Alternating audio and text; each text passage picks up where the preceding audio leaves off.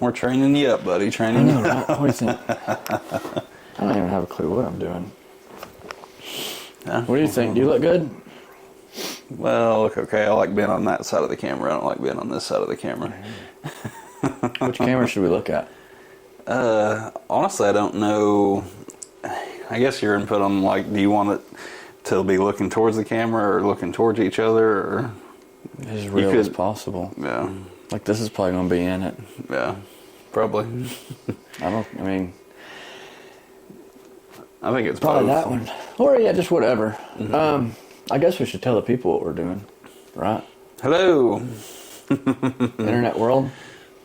This is Mindset Savage Podcast.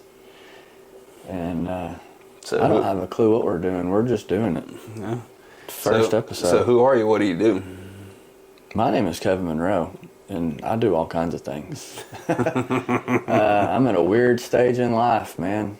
I'm just putting steps down, going through paces, and figuring out the second part. I don't want to tell them too much yet. Right. You know, I don't want it. Got to leave something to the imagination. Well, not only that, but I feel like when I'm a guest on someone else's, I'll have more opportunity to share my side of it. Mm-hmm. And also, I feel like my story will come through more organically through conversation with the guest versus me just sit and tell my story. Right. You know, because I don't even know if I'm ready for that yet. Right.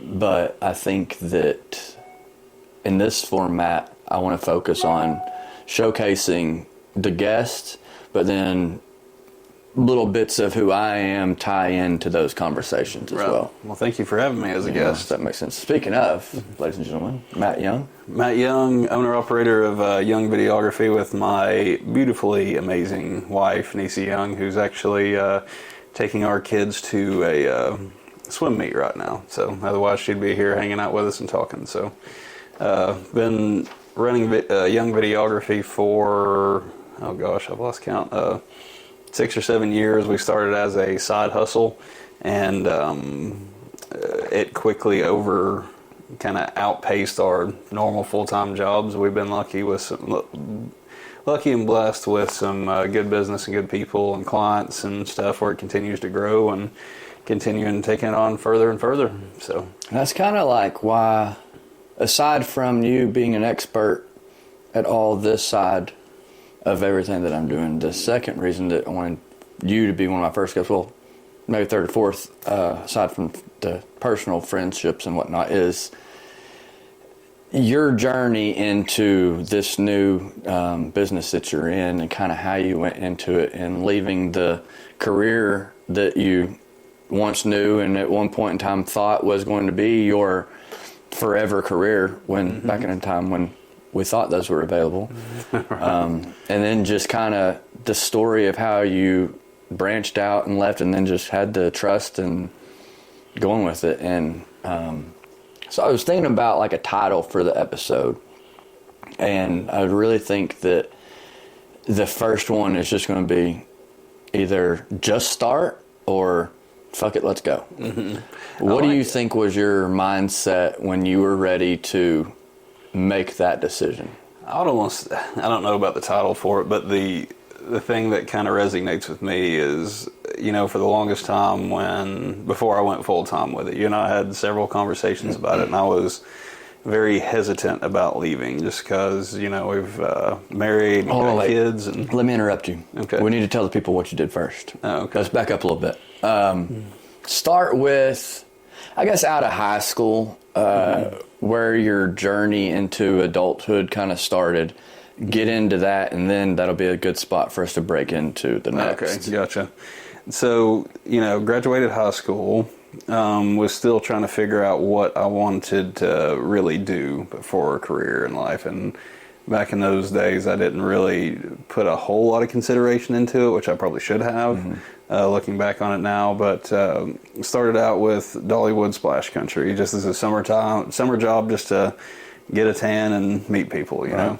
And so, And check out chicks. yeah, well, I wasn't going to say that, but since you said it, That's what happens. but really fell in love with the company, like the Hershey Family Entertainment Company. Like there's good people there, and they take good care of their people. And when I had that summer job, it grew into a full-time job, to where I worked in the aquatics department for a few years at Splash Country, and then switched over to Dollywood and worked in rods, and then switched over to one of my favorite jobs while I was there. And I think I spent the most time with special events. Yeah, at Dollywood. Yeah, at Dollywood. Gotcha. And just where did you? So you transferred from Splash Country. Were you just lifeguard there, or had you stepped up into more kind of managerial positions? Yeah, I started out as a lifeguard, then moved up into a leadership role, and was in a leadership role there for a few years, and then. The GM at the time, Gene Shear, had kind of, I don't want to say pressured isn't the right word, but just said to kind of broaden my horizon to start looking at stuff across the street at Dollywood and everything. And so went to work over there and loved it. Yeah. So it was an inner workings kind of thing still, though. Even though it was two separate parks, it was still kind of working together. Still the same envelope as Hershey Family Entertainment that owns a lot of different. So it was an easy transition. Yeah, it was. And the thing that I really loved about the company, and that still sits with me today, is just like their servant leadership mentality. Is that I just fell absolutely in love with, and I still carry with me today.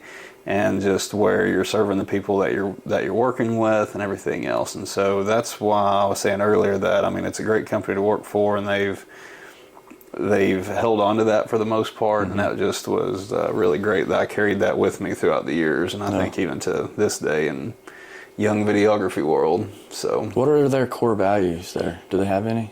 Yeah, they've got core values. I couldn't recite them offhand, but I mean, it's like constantly improving and taking care of other people. I don't want to misquote that. I'm not sure if I'd put that in there just because I don't want to. Copyright infringement. If I worked there for 20 years, I should know those. But yeah, I worked for the company for 20 years, and I absolutely love special events. And I probably should have went full time a long time ago. Like, because when you and I were talking into the videography thing, so started doing videography on the side just for fun money, just to get I found. But had you messed around with cameras before that? No. What'd you start with? A GoPro? Phones and GoPros. Yeah. So we started out as just when our daughters were born, like with any parent, you just video everything. Right. It's any funny thing, any silly thing, anything that's, kids are the reason people upgrade from the base level iPhone to the 1 terabyte because your phone's got all these the pictures, you need the storage and videos. Space. And so we started doing just fun stuff here around the house, just shooting with our phone or GoPros or and everything. And a good turning point was when we bought our first drone. And I remember telling my wife, I was like, we really need to get this drone. They just came out with the DJI Mavic, and I was like, that is just one badass drone.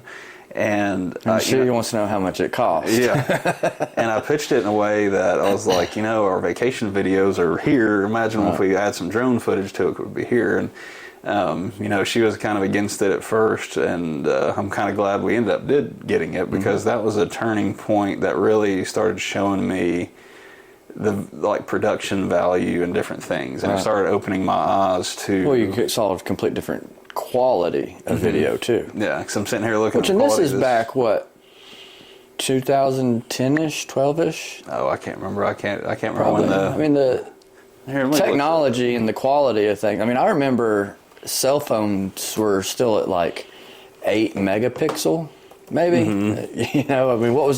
What did the GoPro start out at? About 8 megapixels when they first came out? Let's look. You got me curious now. Let's see. When was the Mavic Pro 1 released? September 2016. Oh, okay. So I was a little bit off. Yeah. So September 2016, like I said, that opened up my eyes. What was the megapixels on that starting out? It shot 4K video. Oh, wow. Okay. Maybe I'm a little bit off. It says it had a flight time of 27 minutes, which I'm going to dispute that. That's crap. Okay. Let them know. Let's see. Let's look up specs. Which that compared to the one we're flying now, which we're flying the Mavic 3 Pro now, and that's just a world of difference. Product information, Mavic Pro.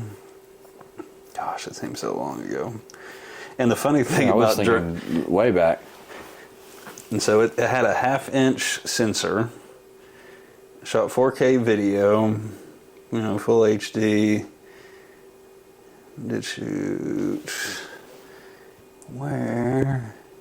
Yeah, it was a 1/2-inch 2.3 CMOS sensor. I don't know. I don't want to spend too much time on that, but yeah. Anyways, it was nothing like what you have now. Yeah, nothing like we have now, and that just kind of accelerated other aspects of our I'd say our family production videos and everything. And so we wanted to get into some kind of video business. I started seeing the value of it, and I just loved creating videos. Just no matter what it was, if we're going to the beach, if we were pulling the kids around the kitchen island on a blanket, I always wanted to do fun things like that. And did you find yourself enjoying the capturing more or the editing and creating? I like the balance between the two. And I still like the balance today between shooting events or weddings or branding stuff. Because some people prefer one or the other, right? Yeah, there are some people that really like shooting and hate editing, or they really like editing and they just hate shooting. And so personally, I love the balance between the two. This time of year, I think a lot of video editors and wedding videographers are doing a lot of time editing, catching up from a crazy fall, and I like that balance from, we were getting our butts kicked this past fall in 2023 to where I wasn't crazy about going to another wedding for a while. And so I enjoyed shooting them, and all that kind of gets me re-energized. But in the same sense, I really enjoyed the past couple weeks just sitting here catching up on editing and down in the dungeon in here. So, but going back to when we first got started with that, so we bought our first camera, which our first actual DSLR was a Nikon. I think it was a D5500. It was a crop sensor camera. But that I started being able to see the difference between, your iPhone pictures and your DSLR world and everything. And so at that time, I didn't really, I didn't have a great understanding of different camera manufacturers and which ones are better. I had some good photographer friends that we always talked about it and everything else. And so in the early days, we had a Nikon at one point. I think in the very beginning, I argued with you on, you wanted Nikon and I told you Canon. And I think that you've had everything in between now. Yeah, I had 2 Nikon bodies, which they were great for photos. They were really great for photos, but the video specs on them and just the workflow was just a nightmare on them. And so we switched into the world of Panasonic and Canon. And so when we first got started, we both had full-time jobs, me and Nisi both. And so any bit of money that we were making from Young Videography, we're just dumping right back into the business. And so, buying new cameras, new lenses, or anything else. And at that time, I wasn't planning on going full-time with it. It just, over time, where it just continued to grow and build, and we got lucky and blessed to, with some good business, that got to a point where I had to make a decision to either stay at Dollywood and quit doing wedding videos and just videography in general, or vice versa. And so I know for us talking a lot of times before, you'd try to encourage me to leave a long time before I did, and I probably should have, but I was so afraid to take that leap. And I'm glad I did. I mean, I miss a lot of people. I sometimes miss the job at Dollywood and that community and everything, but just creating your own business and having the freedom to take it in the direction that you want it to go is incredible. And of course, there's some good tax benefits too. Some amazing tax benefits. But look at the time that you have to spend with your children, your family, the flexibility that you have with that time, the finances that you have to be able to do more with them. But you sacrifice a lot as well with that. It was a rough few years when I was doing both, because I was working 50, 60 hours a week at Dollywood. And then, capturing... and that's not 50, 60 hours a week of 9 to 5 or, you know, extra overtime hours here and there. That's there's some out 8-hour of days, there's season some work, 16-hour days, and evenings, that's set up for special events and different weather, and that's and doing that whenever you can to whatever it needs, but then also flopping over to the video world, and weddings aren't all the same time, the same days, and in the beginning it worked well because we weren't doing a whole lot of weddings and a whole lot of business. It was just that side hustle that was just bringing in some extra money. But the more and more that we did it, the busier and busier we got. The more, you know, every time we posted a video, it'd start getting messages or anything else. And it worked out great in the beginning, but then when we really started ramping up, like it came to a point where I was having to turn a lot of business away, just because there's for a few years where it was, there was a lot of sacrifice. So where I was working 50, 60 hours a week and editing whenever I could, because there'd be days off that I was either shooting a wedding or shooting a campground or just any kind of video product or anything to continue to grow the business. And that's when I started shifting around. My mindset been like, okay, I've really got to make this decision to go all in with it. And it's like I love Dollywood and everything else, but I want that freedom and scheduling to have more time with the family.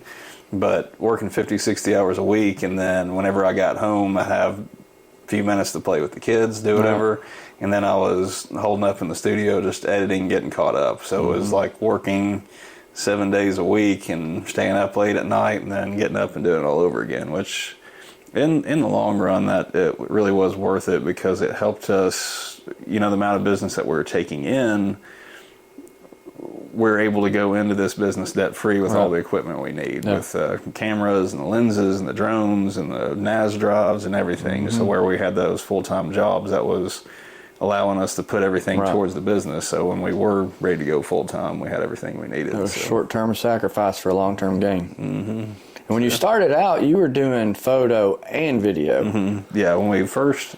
So when the business was technically created, it was Young Photography and Videography. So we're offering both. And, you know, we did a couple weddings that way where we're doing photo and video. We're able to make it work, but we just didn't like that whole workflow. We definitely realized that we had more of a passion for video. You know, we still do some photo work for people from time to time, and but as far as doing photo and video wedding coverage, we realized that we couldn't do it alone. And so, you know, we still have weddings where we do photo and video, but we bring on extra help to help us out with that, so we're not just doing it ourselves. And you like doing the video more than photo anyway, right? Personally. And yeah, I've got more of a passion for the video piece of it, but I do have a passion for the photo piece of it too, but it's a different art, I think. Yeah, it's a different art. Especially with the amount of like post-production process that can be done now. Like AI is around and you can pretty much do anything with everything, but it's a complete different process with a video versus a still photo. Yeah, completely. But I love being able to convey that emotion to where, you know, a picture can convey emotion. That's a snapshot of a moment, more or less. And then with video, you're capturing the whole thing where it really triggers those emotions. And that still to this day, like whenever we're editing our wedding films, like if it doesn't give me tingles or like, you know, some of those incredible emotions whenever I'm reviewing it, then I go back and start like fix it, because like even to this day, after editing since 2016 wedding films every year, you know, you think that you would start to get numb to that, but I still don't. Like, you still get internally emotion. Oh yeah, there's still, you know, some more so than others. Like, you know, which I mean, but I guess when you're there shooting it, you're so laser focused on watching the little screens on your cameras or paying attention to what everybody's doing that I guess when you create the video, that's really the first time you've seen the ceremony, like legitimately, because you've been focused on so much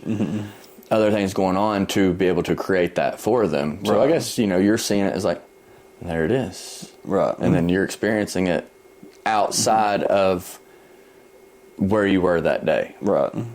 And, you know, and every videographer has their own style and how they edit. You know, some people use a little bit too much slow motion, some people don't use enough, and some people have more of a, like a documentary style and everything. And it's interesting to watch how our style has changed over the years, because in the beginning, like, I was shooting everything at an extremely high frame rate, everything in slow motion. It was... And the thing that I quickly learned was that I wasn't really capturing the moments, I was just capturing some really sweet shots. And I was like, that's great and all, but that's not really delivering what we want to deliver. Didn't have to that people. personal touch to it. Right. And so, you know, as we got more and more experienced and we kind of redefined how, like, our trajectory and what kind of films we wanted to create, we wanted to capture that emotion. We know we still want to get, like, the super cinematic shots that are just amazing. Everybody wants to get that, but... you know, capturing everything back in real time to where, you know, you can really feel that and actually tell that story instead of just a bunch of groupings of a bunch of shots lined together and actually telling the story of a wedding day. So is that something you noticed through your editing style and as you were creating them that you altered a little bit because you wanted to see a little bit more emotion there? Yeah. And to kind of telling that story, because at the end of the day, we want our clients and our couples to watch this and relive those emotions. And so that kind of shifted our style a little bit. We're almost kind of like a hybrid between highlight and documentary style. And so where we want to be able to capture both, where you get the cinematic shots, but we like that balance between those really killer slow-mo shots and then but the actual moments happen in real time. And, you know, the first looks and letter reading and the killer speeches and not so killer speeches. Is that kind of its own little niche that most people either do one or the other, or well, usually there's usually some a fine videographers- balance? There are some videographers that have different options, like in their packages, where they've got like a documentary style edit. Oh, they'll or completely change how they do it for you. Oh, wow. Yeah. And so... I think I'd rather stick to what your style is, not you do what I want you to. Because I would rather hire you for your style, not I want you to do this one, because then you're just doing something you can do, not something you necessarily want to do. Yeah, and I agree. And we've actually turned some people away before that because they wanted us to mirror somebody else's style. I was like, well, if you want us to mirror somebody's style, just hire that person. Yeah. You know, we want to stay somewhat consistent in the type of work we use because... Well, it's your brand.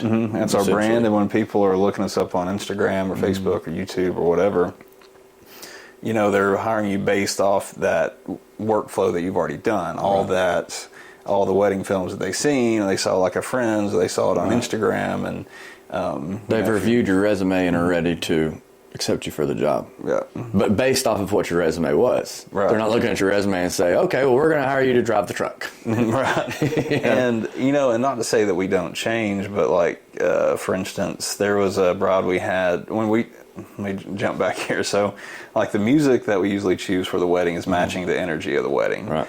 And so we had one not too long ago that it was in 2023 up at the Trillium. And there was just a lot of high energy. The reception and first look and everything, just a really high energy couple. And knowing that, I wanted to shift gears a little bit on our music selection. Usually, like, it's a little bit slower and kind of energy building or emotion building throughout the film. But this one, I wanted a faster paced song that was completely different than what we've done before. And so knowing that the bride's probably looked at our workflow before, I reached out to her beforehand and say, hey, we did a little bit of a different music selection with this based off just kind of energy or wedding. Let me know your thoughts. And she's like, I love it. Use it. That is amazing. And so it turned out great. And so kind of talking out of the other side of my mouth is it's good to be consistent, but also don't be opposed to change it up a little bit. Well, do you think that your style does change some based on the couple's energy, the vibe of the day, like in, I guess, the way that you shoot? I guess your editing style could somewhat stay pretty consistent, but how you shoot based on, I guess, cause too, like people, you can tell people don't want you all up in their personal space, and then other people are probably putting their arm around you and inviting you into their personal space. Yeah, so it's twofold. It's one is that we want to be as invisible as we can be. You know, we want to be able to capture all those critical moments and people hanging out and they've not seen each other for a while, because a lot of our couples But you want to appear to be invisible, because you're definitely not. Yeah, we try to be as invisible as we can be. We don't get all up in their business at all. And, we've heard horror stories about some photographers and videographers that, especially during the ceremony, they get within a few feet away from the couple. And we've chosen not to do that because the day's about them, and we're not going to get in between them and their guests, because their guests are there to see that. That's the reason we asked them to, hey, put your phones away.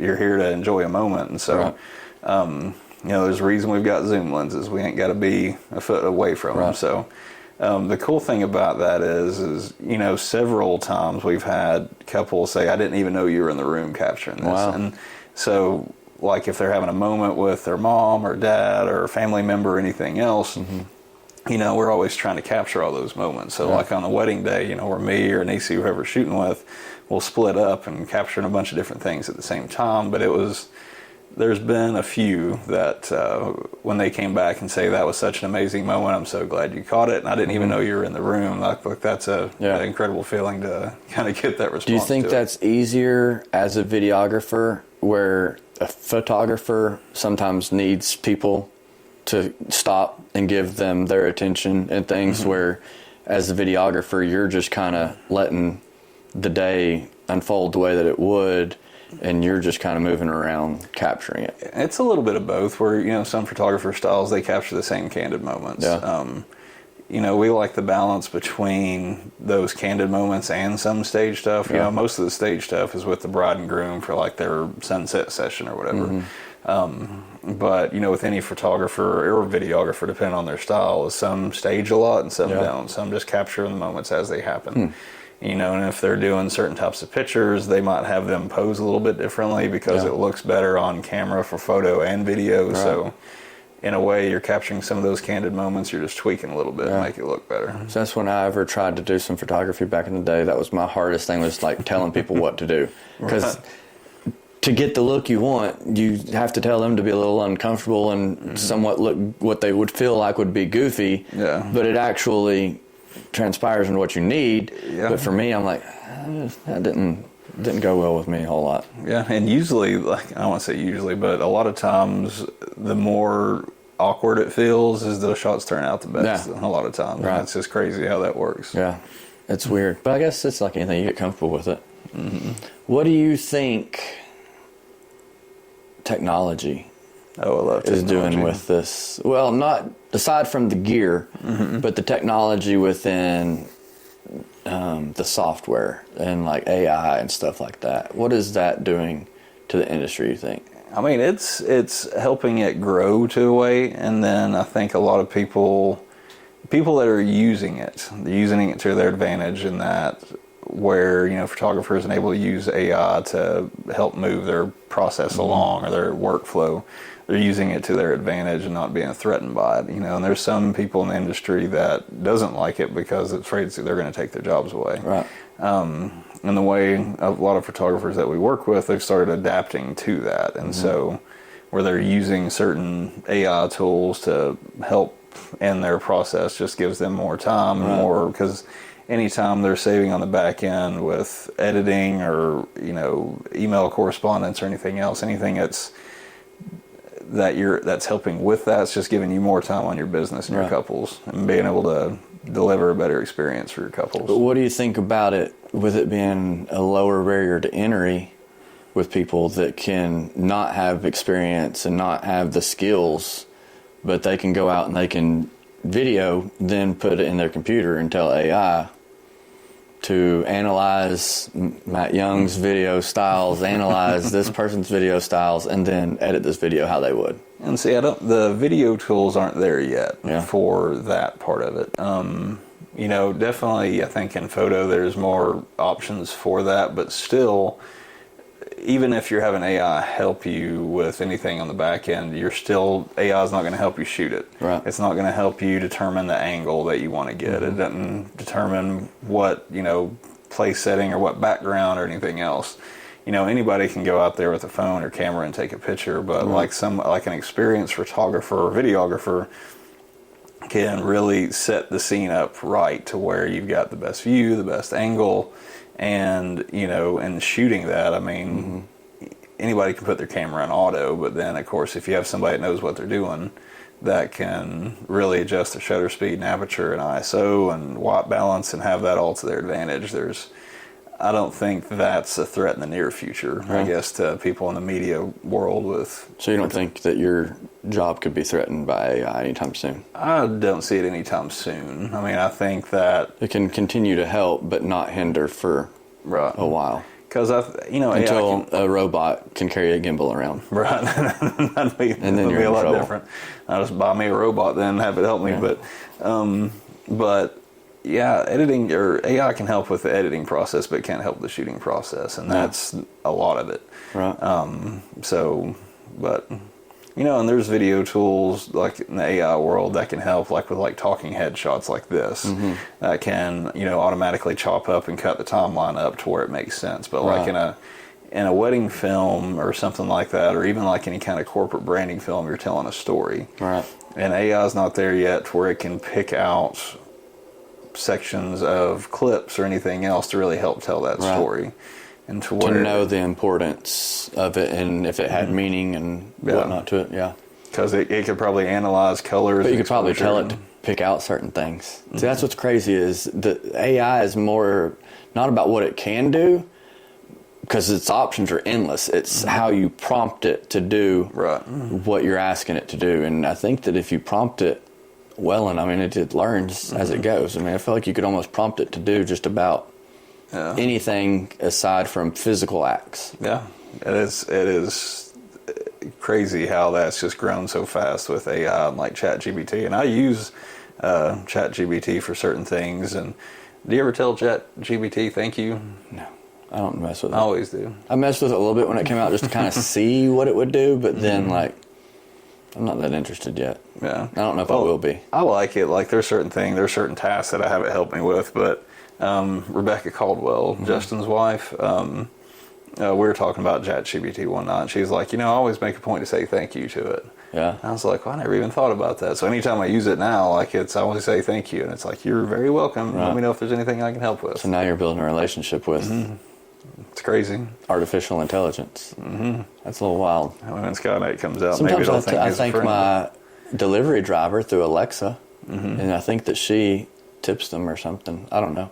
It said you can tip your delivery driver or tell them thank you or something. Yeah. And I mean, why not? I get my deliveries right. I'm like, if I have to say, hey, her, and then thank my driver, I'm going to keep doing it. So what do you think, what do you see your next big move in the industry being? Or what do you see the next move in the industry at all that would be big? And then what are you going to do with it? Well, I don't want to say it's the next big thing, but something that a lot of people in the video world has been talking about, especially like wedding videographers, is wedding content creators, is where they almost see like wedding content creators walking around with a phone being like an issue for videographers. And I'm like, it's two totally different things. Right. So you mean like a guest that's there? Yeah, so something that just recently started becoming a thing. And like I've actually worked with one. She was great, and she was very considerate, and where they just follow the bride around and the groom around and just capture a bunch of footage on your phone. Right. Like it's not edited, it's not anything else other than them just the raw footage. Candid raw. Here you go. And I think it's a pretty neat thing for couples to have, because if they hire somebody to do that, their bridesmaids or brother or sister, no one's having to get that for them. So if they've got somebody going around with a phone, then they can actually capture that for them. That way the rest of them can enjoy the entire wedding party's still there. Yeah, when I first heard about it, I was like, what? But then you're getting more into you're involved in my personal space and in the day and stuff. Yeah, and so I think that there's the one that we worked with, I think it was called like Follow the Bride or something like that. They did a really good job where they weren't intrusive into the couple's day. They weren't intrusive with me, the photographer, and worked alongside with us. Right. And was very. They just took a professional approach to it. Yeah, and they did very, very well. It's interesting. And so we started offering that as an add-on to where we can capture the same stuff as we're doing it. And so it's just kind of like a package deal. If they're already considering hiring one, then we can just add it onto our wedding video package if we're going to be there instead of having somebody else. So how did that little app thing that you did with your all's renewal of vows workout. I think I was one of the very few people that uploaded on it. You did a lot on there. Yeah. I appreciate that. Well, a lot of people, I mean, the good thing was a lot of people weren't playing on their phones. Right. They were just enjoying it and everything else. But the first go around 10 years prior to that, when we had that, I can't even remember the name of the app. It was similar setup to where guests could just upload their pictures and videos. So essentially, it's taken, when we were younger, they had the little box cameras, and we put them on every table and say, take one and go around and take a bunch of random shots, and then at the end, you would turn them in, they'd go have them developed, and they would have just a bunch of random photos throughout the day, which is cool. Fast forward to today, everybody's got a phone and the ability to upload them, but you carry this around with you all the time. It's your phone first, and so I feel like that's where on that day I'd feel like more people were involved in it and left their phones in their pocket, which I did for the most part. I intentionally made myself do it because I saw that no one else was, and I was like, I want to take a lot and do it, but it's the same concept, but I feel like this doesn't get used as much, even though it's a whole lot simpler process. Everybody's already got one. You can upload them instantaneously. But it's like that thought of there's not something there for you new to pick up and to interact. Everybody else doing it too, and it be like a theme for the day or something. Now that kind of leads me to something so this past year we started doing something different, which a lot of videographers are starting to do now, to where we give the bridal party a camcorder. Okay. So we just like a little handheld. Yeah, I saw something on Instagram or Facebook somewhere where somebody did that, and I was like, that is genius. And because like anytime a photographer, videographer walks into a room, everybody dials it back a little bit, So if you give the bridal party a camcorder, just say have fun with it, just get some fun behind the scenes stuff. You can interview guests, or you can do whatever. And some people just wear that thing out, where they kill the battery or fill up the SD card, and some don't even touch it. But their mission is to record as much as they can. Yeah, and they I can think of a handful of people that just did great with it, and it's. It's not any kind of upcharge or anything else. We just hand it to them and say, here, just have fun with it. If you want to do it, great. If you don't want to, don't feel like you have to. And the authenticity that we get out of that is incredible. Yeah. Like, the quality isn't on par with our bigger cameras, but in the same sense, the authenticity that we get from it for our couples, like, the couples just absolutely love it. Do you edit those clips? Nope, you don't touch them. Put them in. Yeah, we will plug, depending on some of the scenes, we might plug some of that into the highlight film if it makes sense, but we won't use all of it because that just turns into a huge documentary style, reality TV show. So do you give that footage to the bride and groom? We give all that to them. And so, cool. Like, even there's times me and Nisi go back and look at our original wedding date where Chris Haynes was carrying that GoPro around. Yeah. We look at that more than anything else when we go back and look at anything on our wedding day. Because you want to know what everybody else is doing. Yeah. You're so engulfed in everything of the day, emotions and planning and doing this and doing that, and you don't know what anybody else is doing and what their experience is. And I completely agree. And we always tell our couples that your wedding day is going to fly by. Like, it's just going to be over like that. And, even of us being in the wedding industry and doing our vow renewal, like, I've felt that resonate big time on our vow renewal. Being on the other side. Just because you're so busy doing this, and you're cutting the cake, and you're doing sunset pictures, and you're doing this, got to go up, and so all that can fly by, and you can miss it. And so our couples really enjoy having footage of that. Right. But like I said, we go back and look at ours all the time. Now, granted, Haynes is a little... I guess eccentric's a good word. Yeah. And so just him going around talking to people and taking it to the bathroom, and but we look at that stuff all the time. Right. It just cracks us up just because we can see all that stuff. Well, there's a similar balance because on the other side of the fence, I felt like I didn't see you all at all that day. Yeah. You were off doing this or off doing that or busy doing this and busy doing that. And so when we see the photos and the videos and stuff, we get to see what you all were doing behind the scenes. But then flip it to where when you got to see the photos and other videos other people were taking, you would get to see what was going on while you were busy doing everything else. That brings up another good point I was thinking about. So a lot of times on the wedding day, we're getting a lot of the getting ready and mingling and hanging out. You know, when we first got started, I was always getting the stereotypical shot of the groom buttoning up his jacket, adjusting his tie, which we still get those too, but we don't use those as much as them just hanging out and mingling. Like if they're out there doing shuffleboard or just hanging out enjoying the sun, or like Stephen and being Kendall, who they are. Like Stephen and Kendall when they got married. There was a moment where Stephen gives his son a high five, and they're just in there hanging out, and he's helping him getting ready. Right. You know, and Kendall was saying how critical that was to see that, because she never would have seen it. Yeah, because she was in there and locked up in a room getting ready. She didn't get to see those moments, and so, you know, having heard that and seeing that, that really shifted like our editing style to back that up more. Right. And, you know, that knowing what moments were important to them. And, you know, like the cinematic shots are great, like I said before, but we like the balance between those. We're starting to gravitate more towards those natural moments to where that's things they want to see forever and ever. We'll personalize it for each individual. And we never want our films to look like cookie cutter films, where it's just like you plug in a template and just like it's every wedding's different. Every wedding's got a different story. You know, some do first looks, some don't. Some write vows, some don't write vows, and different speeches and different people. And so we try to tailor that to each of our couples. Have you ever thought about putting all of them on like a YouTube channel or anything?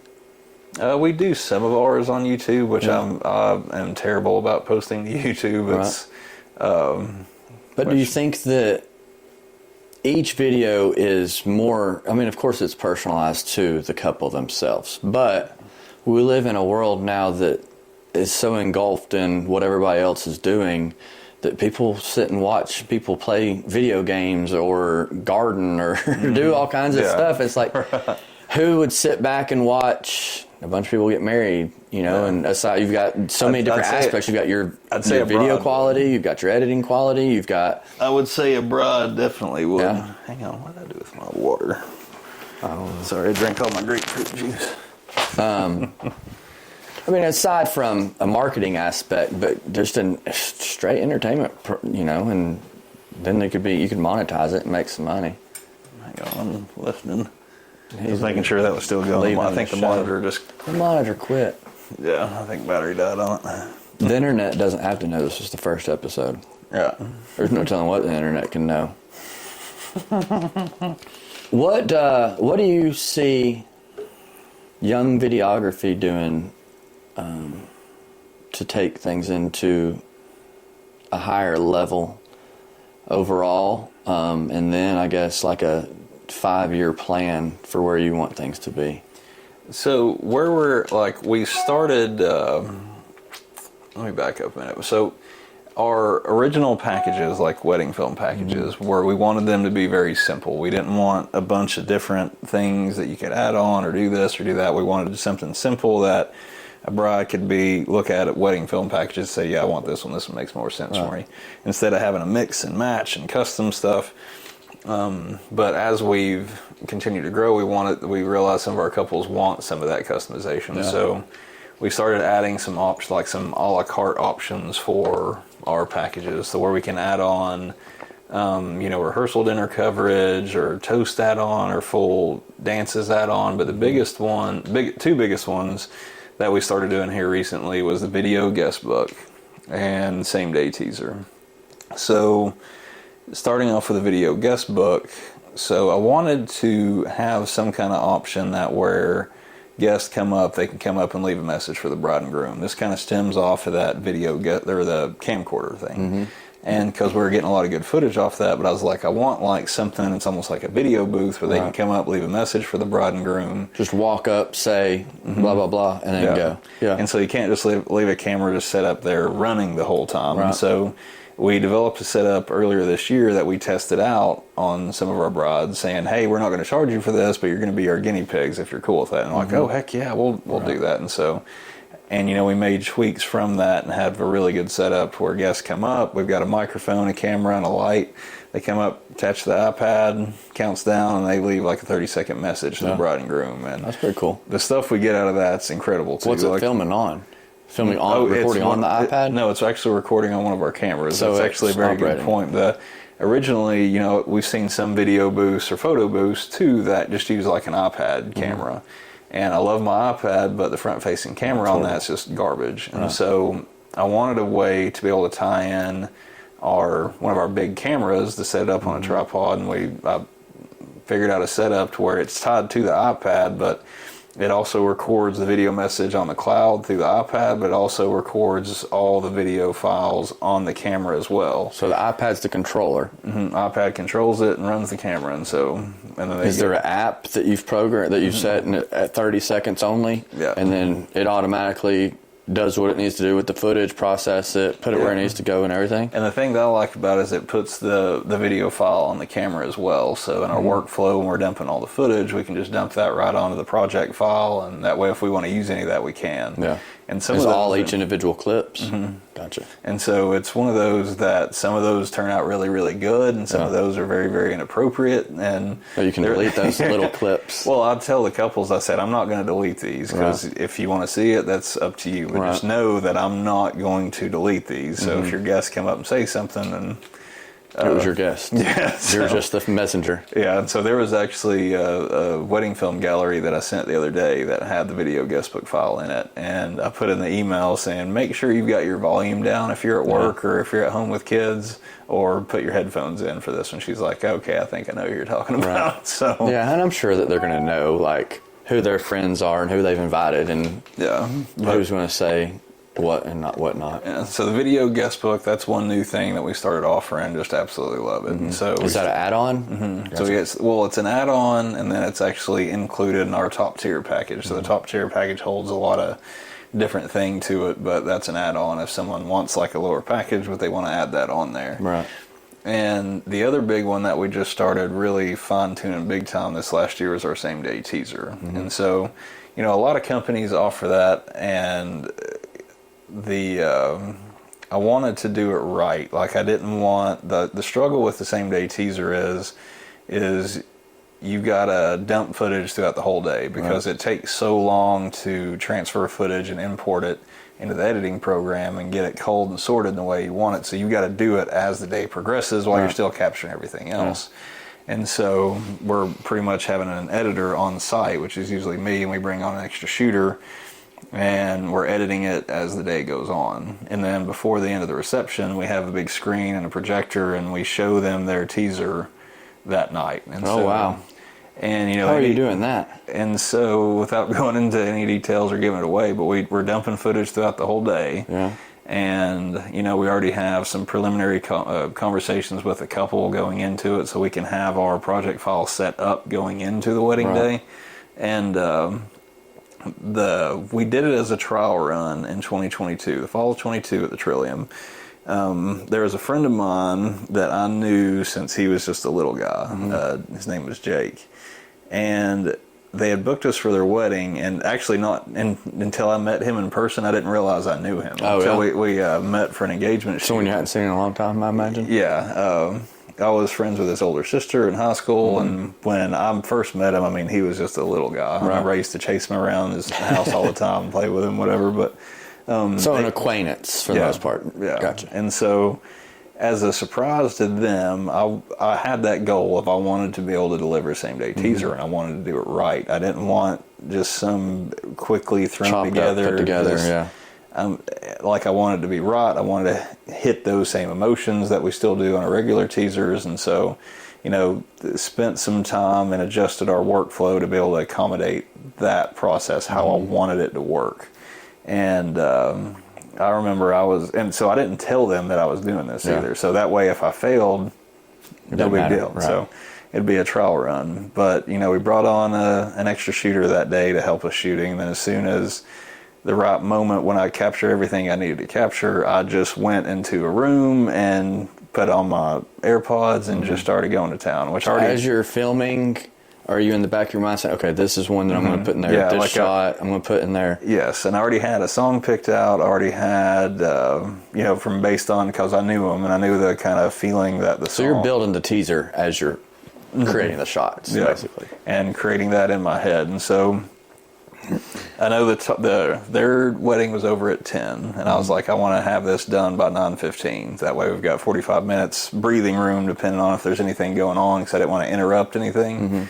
And so, I locked myself into a room up there, put my AirPods on. The interesting part about that one was there was this kid that was just so interested in what I was doing. Yeah. That he just kept coming in there and just trying to talk to me. And I was like, look, kid, like a small kid, or yeah, like this kid was like, he was just, because the room I was in had all our camera gear in it. So had this case here, and there was a drone here and this. Then I had my camera set up on a workstation, and he was just amazed at what I was doing. So he was genuinely interested, not pestering or being an he was not annoyance, trying to be. But you also had something you were trying to get done. Yeah, and so it put me in a weird spot because he was, super nice. Yeah. He was just amazed by everything, and I was like, I'll come if you give me a little bit. Let me get this done. I'll show you everything I got in here, buddy. And he just kept coming back in there. Niecy walked in there and just started giggling and laughing at me at one point. And I think she helped distract him and get him out of there. But super sweet kid. But when I did that, and it just so happened the owner of the venue was there that night too, and he got to see that. And this was our first trial run. I was a freaking nervous wreck. I don't really feel like I get nervous about anything. And like I was shaking, I could feel my heart rate going up because, I was getting ready to project this on the side of the building. Yeah. And having the entire party there watch this. And so, now, did you get up and announce it? So I was working with the DJ. It was a planning company, Margaret Claire's, that we work with a lot, and the DJ Keith. We work with them all the time. So I reached out to them prior and say, hey, here's my plan. This is what I'm going to do. So they were in the loop a little bit. Yeah, so they knew about it, and I'd reached out to the DJ and asked him if I could borrow a speaker. And so based off of that speaker that we used that night is the reason I bought the one we've got now as we're offering it. So it got it all set up, and I went out to the groom and said, hey, I've got a surprise for you. And he thought I was playing a joke on him. He was like, Matt, what are you going to do? And I was like, you're going to like this. And so I walked back in. I said, just here in a few minutes, the DJ is going to call everybody back in, because they were dancing on the patio, and we brought everybody back in to watch this on the inside of the Trillium's got this huge white wall that is just like perfect. So we just projected that up on the wall. Did you try projecting anything on there prior to this? No. Or you just knew that? I just knew. I mean, you were pretty confident it was going to work. Yeah, I was confident to project it onto that wall. And so I had my Mac sitting there paired to the projector, and then had my Mac paired to that Bluetooth speaker. And Keith looked over at me, and I gave him a thumbs up. And so he got on there and said, hey, the media team from tonight's wedding's got a surprise for the bride and groom. We need everybody to come inside. And so everybody's like, what is going on? Yeah. And so I only told a handful of people at this. And so the planners and coordinators and the photographers and everything, and a few of the guests that I knew, like his older sister that I went to high school with. Like I told her what was going on, and she was so giddy and excited about it for him. And I hit play, and that was like such an incredible moment. I was still shaking at this point.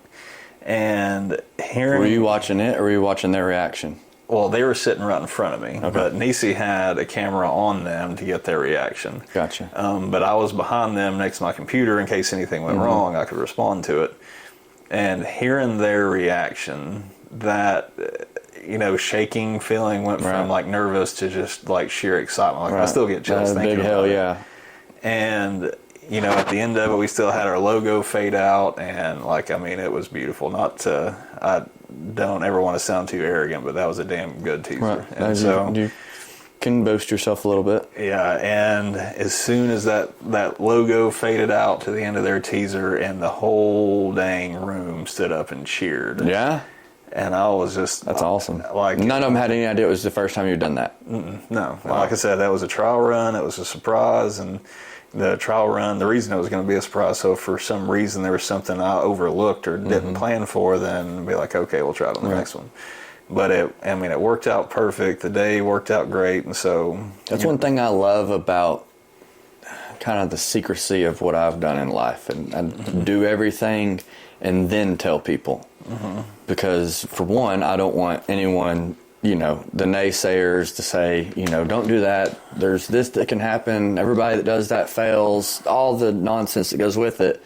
But also, if I don't get it right, I can mess up as many times as I want to until I get it right. And then when I'm sure of it and confident of it, then I can let people know. Yeah. But I can fail as many times as I need to along the way, and nobody knows. Right. And I haven't told anybody, so their expectations being set for whatever I'm doing aren't either getting met or not met because they don't have any. I'm the only person that has expectations, and I get to create them as I go. And I get to allow it to be whatever I want it to be, fine-tuned however I want it to be, and then tell people. Yeah. You know, like most people have no idea that I was doing a podcast until just a week ago or so when I finally said it. But I haven't said any details, what it's going to be about, what it's going to do, because I really don't even know yet. Right. We're just winging it, and we're just winging. I think it's going good so far. Rolling with it. So, but the cool thing is, and I think that my goal is, I want to get 15 episodes recorded and ready before I even put one out there. Right. Because that way ideally, push them out. Right. I mean, eventually, I would like to get to one a week. I don't know how possible that is right now. Maybe one every 2 weeks. Either way, I need to be consistent. So if let's say one a month right now, well, if I've got 12 pre-recorded, I've at least got a whole year's worth of posting to be consistent with. Yeah. But I want to It's kind of like a TV show season or anything. Right. But most people are going to say, oh, I'm launching a podcast. I'm going to do it. First episode, here we go. They're going to do it, record it, edit it, put it up. Well, they don't even have their second guest yet. Yeah. You know, so then they've let people know. They've set a standard, created some expectations.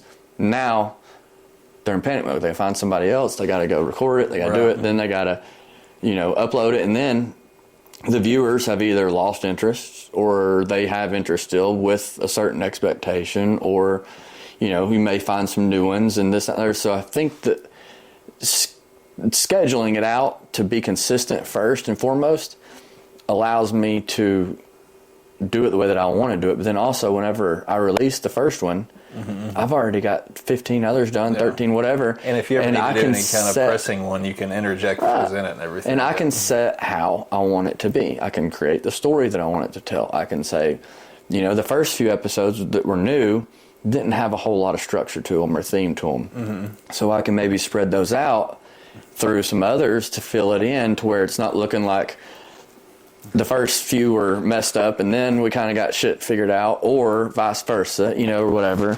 And I feel like that will reduce the stress of if I can't get someone scheduled weekly, I can get them scheduled bi-weekly, or, I've got a week or two between. I've got enough content already ready that I'm still consistently posting on whatever schedule I decide to post with. Right. So let me ask you a question on the podcast thing. So what is your opinion? Why have podcasts started to become a thing? I think the realness and authenticity, really. You look at taking it back to listening to someone speak, and I look at it as through car speakers. That's when I kind of started listening to podcasts, was in a vehicle. And so, growing up, my grandmother listened to books on tape or whatever, and put the cassette tape in, and a monotone voice is reading whatever it may be. But at the time I'm like, man, how do you pay attention to this or whatever, And so, but then it's like, it's the new format of that or whatever, but you're doing it. And I don't think that all podcasts are engaging, or I could sit and listen to everything about it. But I think that the podcasts that have a guest, that's more of a conversation style format and is pretty authentic, I think, is just a new way for people to feel like they're involved in conversation. Yeah. You and I could have this conversation. Which sucks is that we don't have this conversations as many or as much as we should unless it's planned. But you and I could have these conversations, and we have for years, but it was just you and I. Yeah. Now, and how many times after we're having some of those really interesting conversations, we're like, why the hell did we record that? Yep, 100%. I should have done it a long time ago. I wasn't ready, but we should have, at least for some B-roll footage of something, or catching little clips. But I think that now we can invite so many more people into the conversation. Yeah. And with the world going more digital, everybody having it in the palms of their hands, I think that I'll have more success through this podcast on YouTube than I will on Spotify or Apple Podcast platform. I hope that there's a reach on both, but I'm wanting more on the YouTube format. Yeah, and I think they're more successful on that than there's some of the bigger names like Joe Rogan and some of those that get like a Spotify deal. I think people will be able to find you more through YouTube and that social media algorithm than they could in Spotify. Well, aside from that, is I'm strategically too trying to pick my guest in who's going to create the best, engaging conversation and episode to be on, but then also is going to want to share it, and those people share it with their guests. And I have a very broad range of connections and friendships and acquaintances and whatnot that I think I'll be able to just reach so many people pretty quickly. But it might be in 6 months whenever I finally start releasing them, and that's part of it. I know the goal is here. But I have to go through all of this before I'm ready. I think that's very smart to go through and do that. Just kind of where you alluded to earlier that, some people just start it just to start it, go ahead and get some content out there, and they don't have the patience that and they fall off. Yeah. And I don't want to fall off because the first episodes were shit and the comments were horrible. Yeah. I don't want that, but maybe I wasn't cut out for podcast. Who the hell's cut out for it? We're having a conversation. Right. Yeah. I will get better because I'll get more comfortable. But this is not a craft that I'm practicing to perfect because it's authentic. Speaking of guests, somebody you should have on here? Who's that? Murky.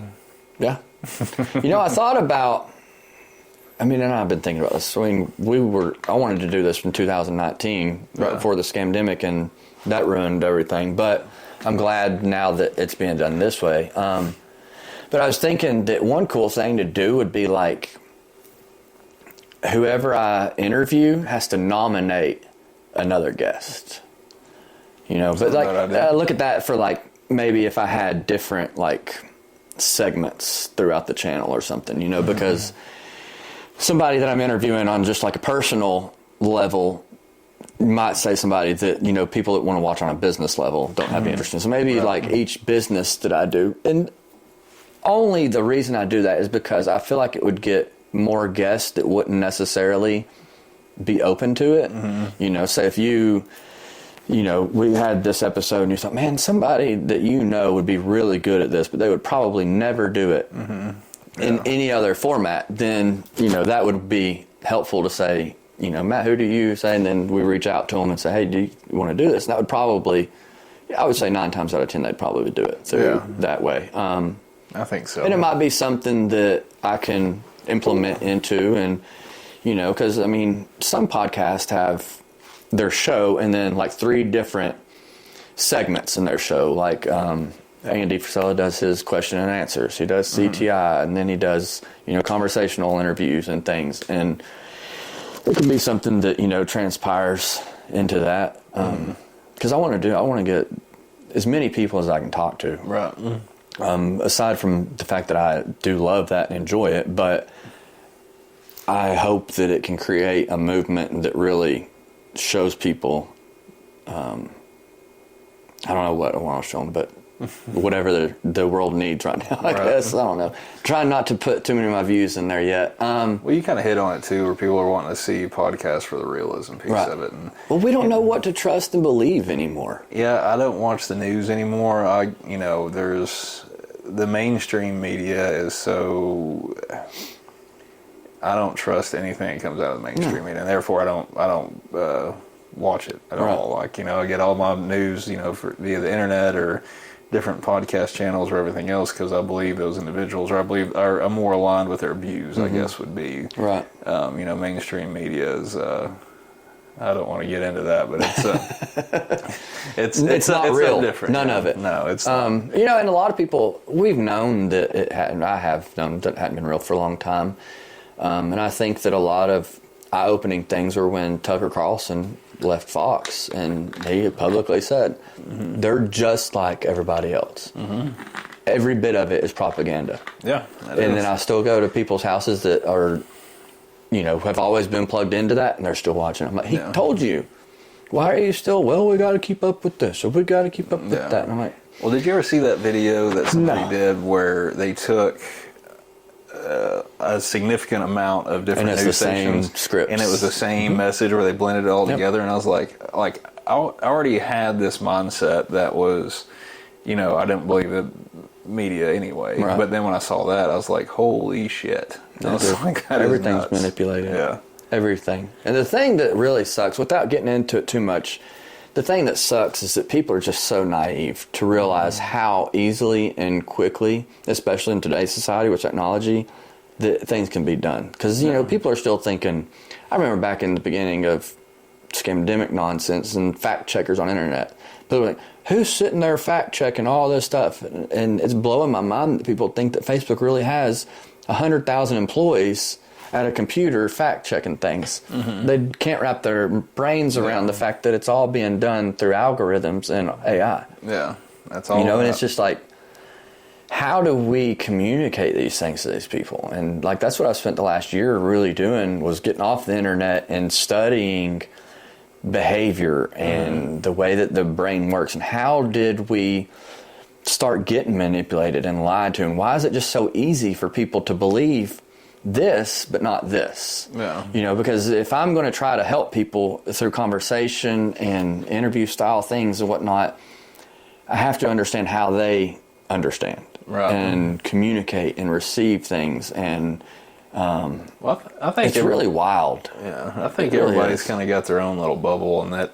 And in all honesty, I didn't really start paying attention until the pandemic hit, and then that really kind of opened my eyes to a lot of things, and I started paying closer attention. But prior to that, I didn't think that wasn't even a thought in my mind. And I think the world was just going to be the world. And I think that's the majority of people, is where they're really not opening their eyes to a lot of things, whether it be political or media or just whatever. Everybody's in their own little bubble.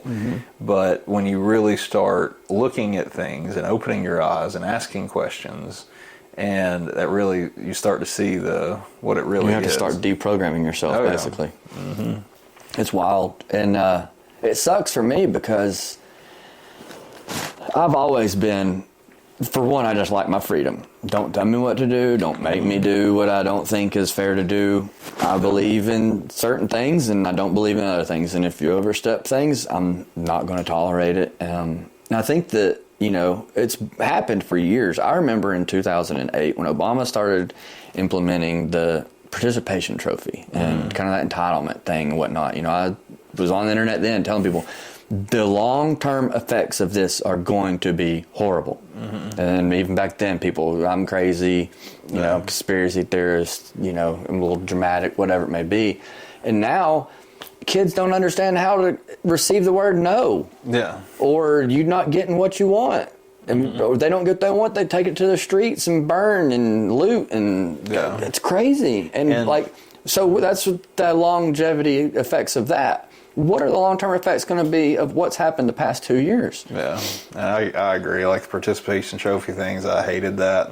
But that entitlement and tolerance thing, I think, is really what's got us here. Is that the tolerant, for the most part, is because it became rude to tell somebody that they were wrong. Yeah. So they just, instead of being rude and telling them that they were wrong, they just started accepting it and tolerating it.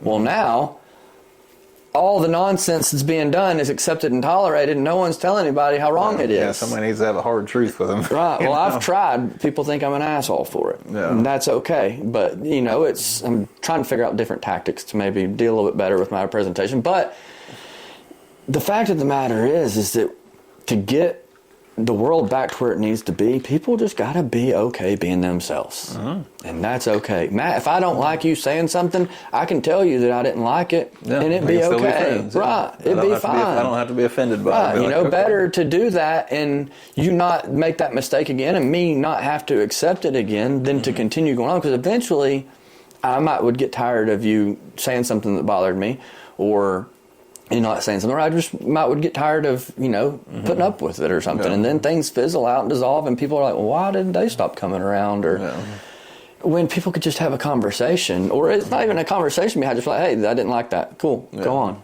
Well, I've got a huge amount of respect for people that can have those honest conversations. And, as a society or people or, whatever we want to call it, we've got to be okay to have those hard conversations, whether it be good or bad or whatever. Especially now. To where you get rid of that entitlement and participation trophies and everything else and just have hard truths with people. Because, if you've got a friend that's doing something they shouldn't be doing and they might not think it's that big of a deal, and then you actually go have a hard truth with them and be like, hey, dude, you gotta knock this shit off. And, that might steer them back towards the right path, or maybe not. But just people need to be able to have those hard conversations. Like when I was at Dollywood during that time, during that whole participation trophy thing started coming about, and I think the company was seeing a bit of that, and they actually was part of their leadership training was being able to have hard truths with people. Like there's a whole program on it, and I was really impressed on how they rolled that out, because we talked about it all the time. But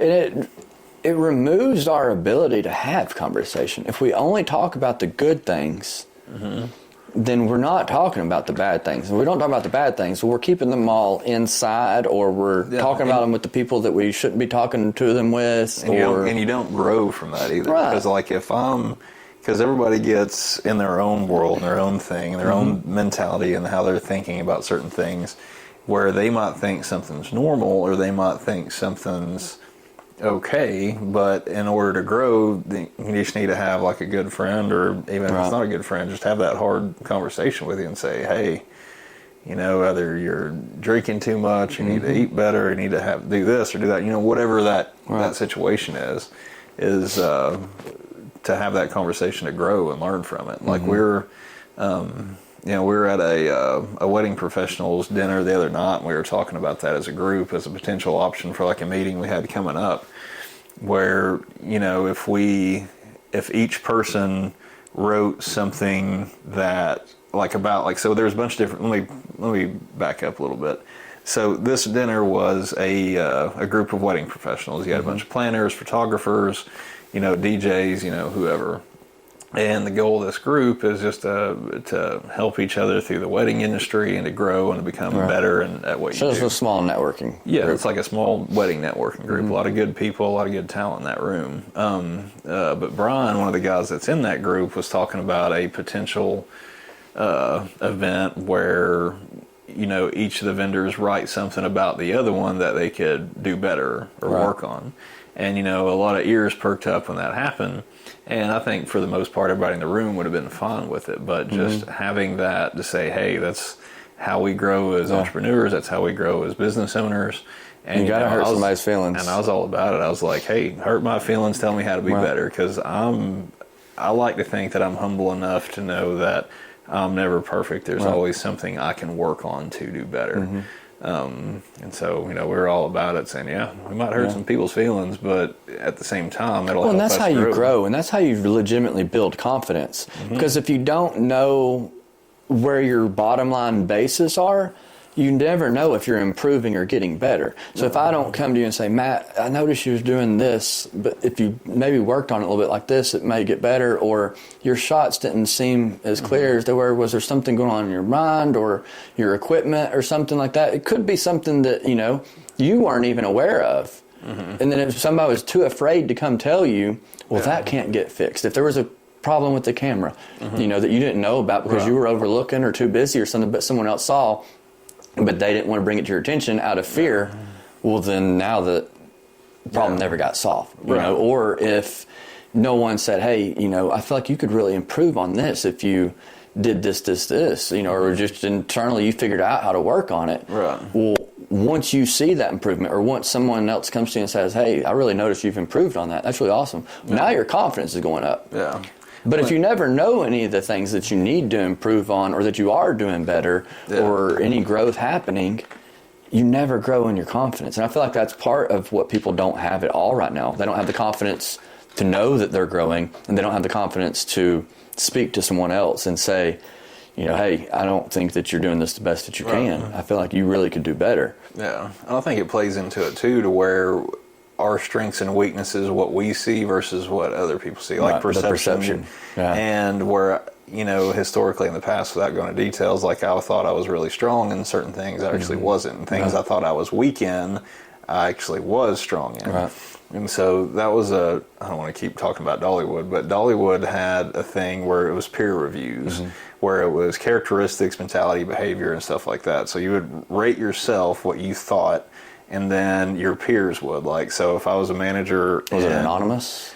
Yeah, it was anonymous. But I took so much value out of that and helped me grow as an individual, because certain things that I thought I was strong in and certain things that I thought I was weak in was flip-flop. Just because... I would love to go on the internet and ask people what their perception of me is so that I can genuinely know. Yeah. But I don't think people would tell me the truth. Yeah. Well, the assholes would. Yeah, you got other factors in that, to where it's kind of the same thing. If somebody's happy, they're not going to leave a good or bad review. They're just going to do nothing. But the people that are pissed, they're going to say something bad. But that's how you grow. You have to know what your strengths and weaknesses are. And, perception is 100% of it. And our own worst problems, Dean. That's part of why I say our mentality is our reality, because literally our thoughts are exactly what the truth is becoming. Yeah.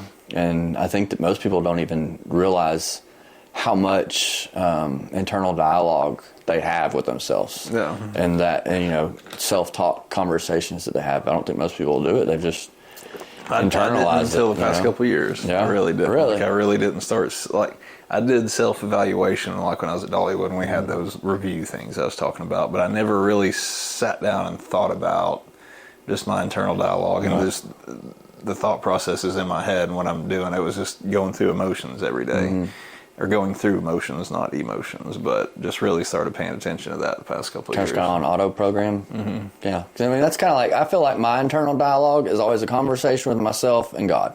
Yeah. Like, just always in that conversation.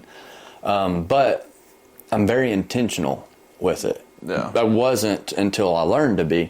But learning to be has completely changed everything, because every action and move that I take has intent behind it. I have thought of it beforehand.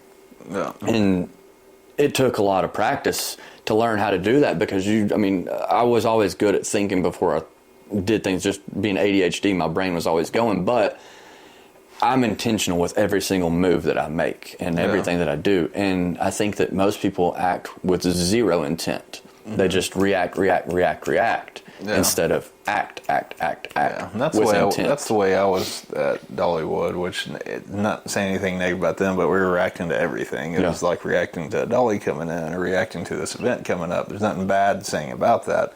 But when I shifted over into my new business, to your point, every decision, every move was made with intention, with something coming on down the line or something else like that. Yeah. Time out for a second. I'm about to pee my pants. No worries. Let me see where we're at on time. I'm not even paying attention. I have been so Hour and 15 minutes. We probably need to start wrapping it up. Let me pee real quick. Oh, I drank too much of that water and drank too much coffee and grapefruit juice.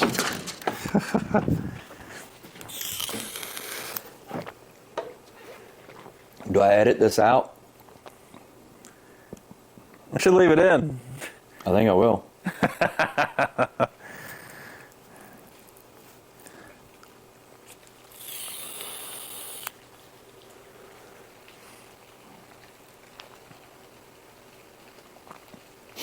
Every other podcast that goes on for this amount of time, the people get up and go to the restroom. They just have fancy gear that they edit it and whatnot.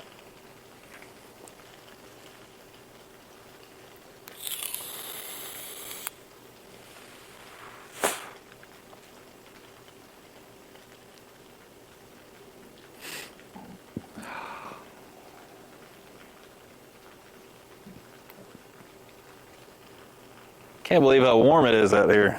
I know. What was it, a week ago? We're in the single digits. Now we're at 70. I was going to not tell the people where we are, but I guess since you've mentioned your previous work location, they'll probably figure it out. The foothills of East Tennessee. Yeah. The people can still hear you. Whew. You're mic'd up. I forgot I was mic'd up. Let's see how this one is looking. Yeah, it's got 22% left. Oh. All right. Much better now. Well, let's wrap this up. Okay. Because I'm going to have to go get the kiddo from school soon. Yeah. What do you think, what are some tips that you have, not necessarily just for me, but for what you know I'm trying to do with the podcast and with the podcast in general that you see, aside from me and then the environment of the world, that I can do to best achieve what I'm wanting to? Well, I think just having those real conversations to where, you know, historically we've talked about before where, you know, we've had a lot of great conversations while we've been friends, and just having those with people and being able to see that. And I think people seeing other people's point of view, whether it's good or bad, I mean, having healthy conversations with people, if it's controversial or just normal, you know, BS and talking to each other or anything else. I think people being able to see that's, you know, hugely beneficial, and people that might want to listen to us, people might not. But, you know, I think that's why, to your point earlier, that a lot of people are switching to podcasts because they don't trust the mainstream media and stuff like that. They just want to see real people just having real conversations. They want to know that the people they're listening to are telling them the truth. Yeah. And that's, you know, more than anything. I think part of it's you kind of getting your story out about, you know, everything that you've done in your life, and people may be able to hear that. And then also guests of your shows or podcasts or anything that get to hear their story and talk about it and everything else. And some people may learn from it, some people may laugh at it, some people, you know, whatever. But at the end of the day, it's just having healthy conversations. Yeah. And I want to try to not just have conversations with people that are going to agree with me. I really want to try to have some with people with differing opinions to show that you can have conversations with people with different points of view, but still be respectful and a good conversation. Don't always have to agree, but that's the reason about having conversations. Right. And I think that's so needed right now, because the media and everything shows that if you disagree with somebody, all hell's breaking loose, you know, and it's such a bad thing if you disagree with somebody and whatnot. And I think that's why people have become so complacent and tolerant, is because the fear of what's going to happen if they're not. Yeah. And the reality is that fear is nothing more than fear. Yeah. Because I made it through the entire scam without putting a mask on my face, without obeying anything, without doing anything, and I never got sick, and I've lived completely fine. Yeah. Actually, my life has gotten tremendously better since then. But you know, that's the part of taking the risk and being different and not doing what everybody's doing. I mean, fuck, dude. You know, miserable. Aside from everything else that I was going through in that time, I won't get on too much of that now, but that time is crucially what has got me ready for this. Yeah. Because without going into what all I was going through mentally and personally and whatnot through that time, I knew what was going on, and I knew what was happening. I knew I wasn't wrong. Yeah. And everybody was telling me that I was wrong, that, you know, I was getting death threats. People telling me I wish I got the virus and died, and I mean, just all kinds of craziness. And like, it had to have a mental shift inside of me and say, these people genuinely don't understand. Yeah. Because at first I was like, you fucking idiot, you're stupid, you blah, blah, blah. But then after seeing it transpire out, I'm like, these people really don't have any idea how bad things are manipulated, and, you know, they're just not open to it. And they've been deceived for so long, and, you know, a lot of them to no fault, you know, because they've been honest and trusting and stuff. But at a certain time, our lives are getting messed with, and you can't live like that anymore, you know. And so I think that, like, those have really brought me to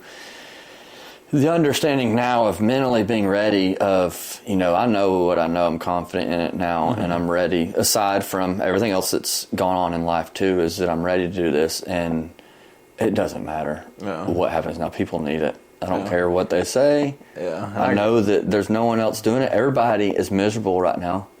So what do I have to lose? Yeah. You know, I've wanted to do it for a long time, and I've prepared myself to. And now that I'm ready, I think the world is in need of it more than anything. Yeah, I agree. And you kind of hit it on a second ago. It's where people in general, as a society, we just got to open our eyes sometimes. Is that we get so busy doing what we're doing, and we're not really paying attention to the big picture or opening our eyes. And I'm not sitting here saying that everybody needs to be a conspiracy theorist or anything else. There's a big difference between having like a hardcore conspiracy theorist and just opening your eyes and paying attention to what's going on. Yeah. Well, and it's understanding who you're communicating to as well. I mean, there's things that I can tell you in conversations that you and I can have, and you're not going to think I'm crazy. You're going to understand me. Yeah. I can go have same conversation with somebody else, and they're going to not be receptive to a single word that I say just because their minds aren't there yet, or their perception of who I am isn't willing to receive that kind of information from me and stuff. But I think that we need to get back to having conversations. We might have a guest. Conversations of, hey! I wonder if that's on audio volumes. Anyways, conversations that are pure. Right. And let's see if we can get him on the end of this real quick. Yeah. Berkey. Yeah. Come here. Say hello to the people in the internet. Shit, I don't know them. Come here. They're right there. Come here. Wow. He said, "Shit, I don't know that." Don't know them people. Just say hello. It's not live or anything. It's just video. And if you want to come say hi. Well, not those. You want to let them see your pretty face. I am. They can't see you over there. I All right, there he is. All right, let's end this thing. Is he at this again? You taking pictures of him and everything? We're doing a video. Recording a video. We're doing a video podcast conversation. I actually nominated you to be another one of his guests. You want to sit down and talk to me about some stuff? No, I gotta go. Dude, you know how much fun we could have telling the people what they need to know? Yeah. You and I could. What do you mean? You're watching it right now. What the hell is he? What are you doing? We're going to change the world. Yeah, for the worst. No. Oh, hell. Hey, listen. Do you know how rich we could get people listening to you and I sit and cut up all day long? Well, I told you a long time ago, if I had the time, I'd follow him and Dick around for a few weeks, and the footage we'd get from that and put it on YouTube. Grumpy Old Men. Do it once and he'll change his mind about it. You think it's silly, but I'm telling you. He sees that AdSense check that he gets from YouTube, would change his mind. Sure would. Yeah. Oh, Lord, I can imagine. All right, Matt, let's end this thing. All right, Hey, should we do a sign out? Well, thanks for having me as a guest on your podcast, thanks for brother. being a Looking guest. forward to seeing many more of them. Yeah, let's see what happens. We'll do this again when we get a little bit better. Yeah, sounds good. Peace.